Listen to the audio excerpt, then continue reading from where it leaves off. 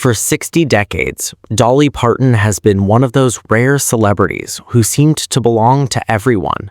Her voice filled radios, her songs became part of family memories, and her unmistakable laugh made millions feel as though they knew her personally. But then, something happened that made people look at Dolly's family in a completely different way. Her younger sister, Stella Parton, shared a brief message online. It wasn't dramatic. There was no shocking announcement or explanation. It sounded more like a simple request. Then, Dolly responded with just 4 words.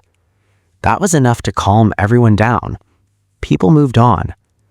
But months later, those same 4 words began to feel strangely different. Suddenly, fans were asking a question they hadn't considered before. Was Stella trying to tell the world something?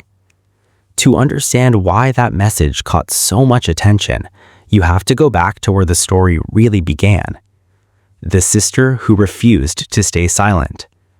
Long before people started analyzing Stella's social media posts for hidden meanings, she was simply one of 12 children growing up in the hills of East Tennessee. Stella Mae Parton was born on May 4, 1949 in Sevierville, Tennessee, to Robert Lee Parton Sr. and Avie Lee Parton. Dolly was 3 years older, and the 2 sisters grew up in a household where privacy was almost impossible. There were 12 children, limited money, and very little room for anyone to stand out. And that may help explain Stella's personality. In a family that large, being quiet could mean being overlooked. If you wanted people to hear you, you had to make your voice count. Stella learned that lesson early. When she was just 7, she appeared alongside Dolly on a local television program in Knoxville. Only 2 years later, she was already performing on radio. Before she had even reached her 10th birthday, Stella had experienced both television and radio. An extraordinary beginning for a child from such a large and modest family.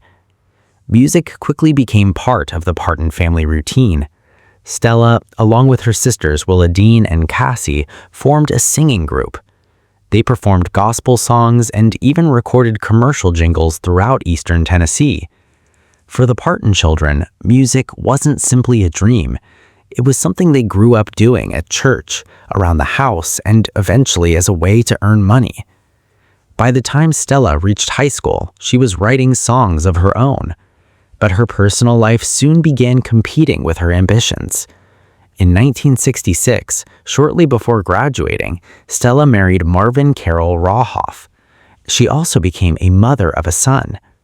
Music temporarily took a back seat. Her career didn't disappear, though. Stella eventually found her way back to the studio.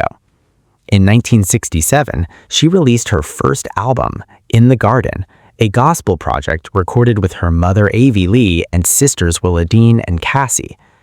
Not long afterward, Stella moved to Washington, D.C., where she began performing at a club called Hillbilly Heaven. It wasn't the glamorous side of the music business. She was simply a working performer, singing in clubs and earning her living one performance at a time. Then came 1975, and for Stella, that year represented something much bigger. Instead of sitting around waiting for a record company to discover her, she decided to take control of her own career. She founded her own label, Soul, Country, and Blues, and released her debut solo album, I Want to Hold You in My Dreams Tonight, in September of that year. It was a risky move, but it paid off. The album's title track became a country hit, climbing into the top 10 and reaching number 9. The success attracted the attention of a major record company, and the following year, Stella signed with Elektra. Yet her most interesting recording from 1975 may not have been the song that became the hit. It was another track with a very different purpose. The song was called Ode to Olivia. At the time, Olivia Newton-John was facing criticism from some members of the American country music establishment. Her critics questioned whether an Australian pop singer truly belonged in country music and objected to her success at country awards. Stella didn't simply watch the controversy unfold. she responded through music. It was controversial, it was gaining attention, and almost nobody in Nashville wanted to talk about it. But at just 26 years old, Stella Parton did something few young artists would dare to do. She released a song defending another woman caught in the middle of a Nashville dispute. No one asked Stella to get involved. She had barely started her own career, so there was little to gain. But she took the risk anyway. That decision revealed something about her character that would remain unchanged for the next 5 decades. For years, Stella was introduced simply as Dolly Parton's younger sister, but there was a period when she came closer than ever to building a name entirely on her own. Between 1977 and 1978, Stella scored 3 top 20 country hits, including The Danger of a Stranger, which also reached the UK top 40, along with Standard Line No. 1 and 4 Little Letters. She recorded with Carmel Taylor and, in 1979, had another success with Steady as the Rain, written by Dolly. She released 3 albums with the label before leaving in 1980. Across her career, Stella released somewhere between 17 and 23 albums and placed more than 24 singles on the charts. Those numbers tell a different story from the usual famous sibling narrative. Stella was not simply borrowing her sister's name. She had spent decades working as a professional entertainer, and music was only part of it. She moved into theater, appearing in productions such as The Best Little Whorehouse in Texas and 7 Brides for 7 Brothers. She also appeared on The Dukes of Hazzard and recorded a song for the 1984 film Rhinestone, which starred Dolly. Years later, Stella returned to her family story and Dolly Parton's Coat of Many Colors, a television movie based on the Partons' childhood. This time, she was helping portray a life she had actually experienced. Yet, even after all that, the introduction rarely changed. Dolly's little sister.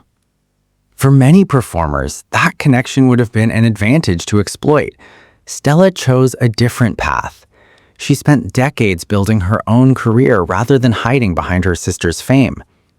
Even after her chart success faded, she kept recording music, eventually working with Raptor Records and continuing to release songs for the audience that had stayed with her. But Stella also became known for something more powerful than her music, speaking her mind. She talked openly about poverty and domestic violence, issues connected to the difficult world she had grown up in. Her work earned her honors in New Zealand, Kentucky, Louisiana, and Pennsylvania. In 2004, the Christian Country Music Association named her Female Vocalist of the Year. Still, awards were never the main reason people remembered Stella. She was willing to say what others avoided. She criticized the way women were treated in the music industry. She spoke about politics even when some of her own fans told her they did not want to hear it. And when people pushed back, she did not simply retreat. That honesty sometimes attracted admiration and sometimes criticism, but after 5 decades, few could accuse her of being fake. And that matters when Stella suddenly began speaking publicly about her sister's health in October 2025. She had never been Dolly's official spokesperson. She was not the person responsible for controlling the family's public image. She was simply someone who had never been very good at pretending everything was fine. The losses that changed the family. To understand why Stella and her sisters were so concerned in the fall of 2025, the story has to go back several months. In March 2025, Dolly Parton's husband, Carl Dean, died at 82. Dolly had met Carl when she was only 18, on the same day she arrived to Nashville. For nearly 60 years, their marriage remained one of the most private relationships in entertainment. Carl rarely gave interviews and almost never appeared beside Dolly publicly. While her career depended on being seen, he remained the part of her life she kept almost entirely to herself. His death changed everything. Dolly later acknowledged that she had spent years caring for Carl while he was seriously ill. During that time, she admitted that she had neglected her own health because her attention was focused on him. And the family had already endured enormous loss. Over those same years, Dolly and her sisters lost 3 of their brothers. For a family of 12 children raised together in one small home, losing one sibling after another was more than grief. It meant watching pieces of their childhood disappear. Stella spoke openly about that period. She talked about the importance of laughter and taking a philosophical view of a season filled with loss. But she did not pretend it was easy. Her own music career eventually went quiet. 7 years passed without new music, and she later describes that period as a time dominated by grief and loss. So by the fall of 2025, the situation inside the family was far more serious than the public may have realized. Dolly was approaching 80 after losing the husband she had spent nearly 60 decades with. She had also lost 3 brothers and spent years caring for Carl while neglecting herself. She had admitted that she ignored her own symptoms because someone else needed her more. That was the person her sisters were seeing. Yet, because Dolly continued smiling, joking, and returning to work, many people assumed everything was under control. Then came the first warning, the post that changed everything. In late September 2025, Dolly postponed her Las Vegas residency, citing health challenges. For another performer nearing 80, that announcement might have triggered major concern. But Dolly had spent decades working through almost everything, so the news quickly faded from the spotlight. Then, in early October, her sister Frida Parton made a simple request. She asked people to pray for her big sister. There was no diagnosis, no detailed explanation, no dramatic announcement, just a sister asking the public for prayers. And that small message suddenly made people wonder what was really happening behind the scenes. Within hours, Frida's message had spread far beyond what she ever intended. Screenshots appeared everywhere, headlines followed, and fans began posting tributes before anyone had confirmed there was actually anything to mourn. The one word people were afraid to say was never even written. Then Stella spoke. She addressed the people who were genuinely worried about her older sister and pointed them back to Dolly's own words. Her message was calm and careful, but it confirmed one important thing. The concern was real. That made the situation even more unsettling. One sister asking for prayers could be dismissed as a private family moment accidentally becoming public. 2 sisters expressing concern within days of each other felt different. Soon, the reaction became so intense that Dolly decided to address it herself. While sitting in a studio during a commercial shoot connected to the Grand Ole Opry, Dolly recorded a short video. Her message immediately traveled across the internet. 4 words said everything. I ain't dead yet. It was classic Dolly. She gave the date to prove the video was current and explained that she wanted to calm everyone's fears. She admitted that after losing her husband, Carl, she had not been taking proper care of herself. She said she was dealing with some health problems, but insisted they were nothing major. She'd canceled some commitments so she could stay home, receive treatment, and recover. And then, just like Dolly always did, she went back to work.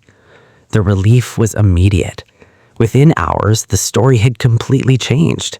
Instead of worrying about Dolly, people were laughing about how frightened her sisters had made everyone. Frida later returned to Facebook to explain herself. She said she never intended to make the situation sound serious. Dolly was simply under the weather, she believed strongly in prayer, and she was grateful that so many people had responded. For most fans, that was the end of it. A misunderstanding, an overprotective family, a beloved star who was perfectly capable of joking about her own mortality. But looking back, the story feels different. Because 2 women who had known Dolly their entire lives were concerned enough to speak publicly. They were closer to her than the rest of the world. They saw things fans couldn't see. And that raises an uncomfortable question. What if they weren't wrong? What if they were simply early? The warnings that came slowly. Over the next year, the signs continued to arrive. They just didn't arrive dramatically. They came quietly, one at a time, making each one easy to dismiss. In January 2026, Dolly celebrated her 80th birthday. Tennessee officially recognized January 19th as Dolly Parton Day, honoring her music, charity work, and enormous contribution to the state. It was a beautiful celebration. But celebrations like that can also remind people just how long someone has been part of their lives. Then, in March, Dolly made her first major public appearance of the year when she opened Dollywood's 41st season. She looked like Dolly. She sounded like Dolly. She joked with the crowd and tried to reassure everyone. But she also admitted that she had been dealing with some health issues. She explained that she had not been touring and was concentrating on healing after losing Carl. Even while talking about her health, she found a way to make people laugh. That was Dolly. Then came May. The picture became harder to ignore. Dolly canceled her planned Caesar's Palace residency, which had already been postponed from late 2025 to September 2026. This time, she explained more. She said kidney stones had been an issue for years. She also revealed that her immune and digestive systems had been out of balance and that her doctors were working to get her stronger. Still, Dolly insisted she was working toward recovery. She was also continuing to develop her Broadway project because stopping simply wasn't in her nature. Around the same time, Stella announced she was returning to music after 7 years away. She described those years as a period filled with grief and loss. She wanted her new music to carry a message of hope. She also refused to stay silent about politics, despite people telling her to avoid the subject. After 5 decades in the entertainment business, she wasn't about to start letting other people decide what she could say. Her new song, Stand By Me, reflected that spirit. By June, Stella was speaking about how the family had survived the difficult years. She talked about laughter. She talked about accepting what life brings. At the time, those interviews sounded like someone reflecting on the past. Looking back, they feel almost like preparation for something much harder. Then came August. Dolly gave another update about her health. She admitted that she had gone through difficult times and neglected herself while caring for Carl. But once again, she reassured everyone. She was healing. She was still working. And that phrase mattered. Still working. It gave fans another reason to believe there was plenty of time left. But there wasn't. On August 25th, 2026, Dolly Rebecca Parton Dean died peacefully at her home in Nashville at the age of 80. The announcement came through her nephew, Brian Seaver, in a video shared through Dolly's social media accounts. Seaver had worked as Dolly's head of security for more than 2 decades, following in the footsteps of his father. He revealed that Dolly had asked him years earlier to record the message that would eventually announce her death. For him, it was both an honor and a heartbreaking responsibility. He spoke about the doors Dolly had opened for him and for their entire family. The family requested a small private service. Instead of flowers, they asked people to donate to Dolly Parton's Imagination Library, the program that has provided books to millions of children. And the final message was deeply personal. She will always love you. At the time of writing, Stella has not released her own public statement, and perhaps that silence says more than words could. Because when the timeline is placed together, the story becomes difficult to ignore. Months earlier, 2 sisters had publicly expressed concern.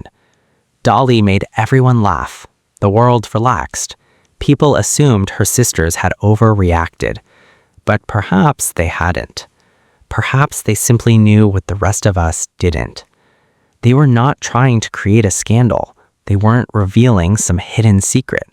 They were family members watching someone they loved struggle. For decades, the world knew Dolly Parton as the woman who never seemed to slow down. She worked constantly. She gave endlessly. She made people laugh. She seemed almost impossible to break. But her sisters knew the woman behind the legend. They knew she had lost the husband she had spent decades beside. They knew she had already buried several siblings, and they knew she had spent so much time caring for someone else that she had neglected herself. Maybe that was what they had been trying to tell us. Not that Dolly was dying, not that something terrible had already happened, but that the woman who spent her entire life taking care of everyone else needed someone to take care of her too. And perhaps that is the hardest part of the entire story. We heard Dolly's joke. We laughed. We felt relieved. But her sisters may have been seeing something the rest of us simply weren't ready to see. Dolly Parton spent 60 years giving the world music, laughter, kindness, and hope. Now, the world is left with the memories she created, and the reminder that even the strongest people sometimes need someone to look after them. If Dolly Parton touched your life, share your favorite memory of her in the comments. And if you enjoyed this story, like, subscribe, and watch the next video on your screen.